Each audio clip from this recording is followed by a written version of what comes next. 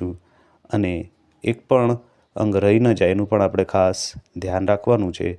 અને જે અહીંયા પાણી આપણી પાસે વધ્યું છે દૂધ મિશ્રિત, તેને તુલસી ક્યારે આપણે અર્પણ કરી દઈશું। ત્યારબાદ આપણી પાસે જો અત્તર હોય તો અત્તરથી તેના અંગોને ચોળીશું, અથવા તો ગાયનું ઘી હોય તેનાથી પણ આપણે અંગોને ચોળી શકીએ છીએ। તો આ રીતે આપણે લડ્ડુ ગોપાલના અંગોને ચોળવાના છે। શિયાળાનો સમય છે તેથી તેને ગરમ વસ્ત્રો પણ આપણે પહેરાવીશું। તો અહીંયા આપણી પાસે ગરમ વસ્ત્રો તેના માટે તૈયાર છે, તો તેના માટે ગરમ વસ્ત્રો આપણે એમને પહેરાવી દઈએ। તેને પણ આસન આપી, ગરમ આસન આપણે આપેલું છે અને વસ્ત્રો પહેરાવી ઉપર આપણે ટોપો પહેરાવશું, જેથી કરીને ઠંડીથી તેમને પણ રક્ષણ મળે। મિત્રો, ત્યારબાદ ગુલાબ અર્પણ કરી ગાય અને વાછરડાને પણ આપણે સ્થાપિત કરીશું। ગાયની પૂજાવિધિ આ પૂજાવિધિમાં ખાસ છે, તેથી તેની પણ ગાય અને વાછરડાની પણ આપણે સ્થાપના કરી છે।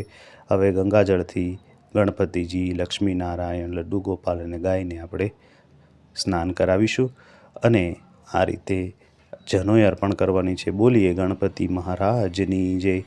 ત્યારબાદ તેને ચાંદલો કરીશું અને ત્યારબાદ ચોખા નહીં લેતા આપણે તલનો ઉપયોગ કરી, કારણ કે એકાદશીનો દિવસ છે, આપણે ચોખાનો ઉપયોગ નહીં કરીએ તો તલથી આપણે એમને ચાંદલો કરી આ કુમકુમ તિલક કરીશું। ત્યારબાદ શ્રીહરિ અને લક્ષ્મી દેવી અહીંયા આપણે ફૂલ અને દુર્વા ઘાસ ગણપતિજીને અર્પણ કર્યા છે। ત્યારબાદ નાળાછડી અને જનેઈ શ્રીહરિ લક્ષ્મીનારાયણને આપણે અર્પણ કરીશું, તેને પણ કુમકુમ તિલક કરીશું। તો આ રીતે ભાવથી આજની પૂજાવિધિ આપણે કરીશું। લડ્ડુ ગોપાલને કુમકુમ તિલક, ગાય અને વાછરડાને પણ આપણે કુમકુમ તિલક કરીશું। તો મિત્રો, આ રીતે પૂજાવિધિ આપ ભાવથી કરશો તો એનું અવશ્ય ફળ આપણને પ્રાપ્ત થાય છે। આ રીતે તાંબાના પાત્રમાં જળને પણ આપણે કુમકુમ તિલક કરીશું અને ભાવથી પૂજાવિધિ આપણે કરતા જઈશું। ત્યારબાદ તેમાં પણ તલને અર્પણ કરીશું। દીપની પણ પૂજા કરીશું આપણે। ત્યારબાદ વસ્ત્ર અર્પણ કરીશું ગાયને અને ત્યારબાદ ફૂલ અર્પણ કરવાના છે। તો અહીંયા પીળા પુષ્પ શ્રી હરિને અર્પણ કરવાના છે, કારણ કે તેમને પીળો રંગ અત્યંત પ્રિય છે અને પીળો રંગ શ્રી હરિના પ્રિય રંગ હોવાથી તેને પીળા પુષ્પ આપણે અર્પણ કરીશું। લક્ષ્મી દેવીને આપણે ગુલાબનું ફૂલ અર્પણ કરીશું।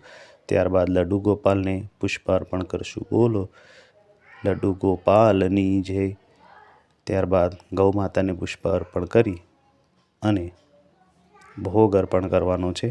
તો મિત્રો, અહીંયા દીપને પણ આપણે પુષ્પ અર્પણ કર્યા છે। સૂકા મેવાનો ભોગ ગણપતિજીને આપણે અર્પણ કરવાનો છે। તો આ રીતે ભાવથી સૂકા મેવાનો ભોગ અને જળ, જેમ આપણે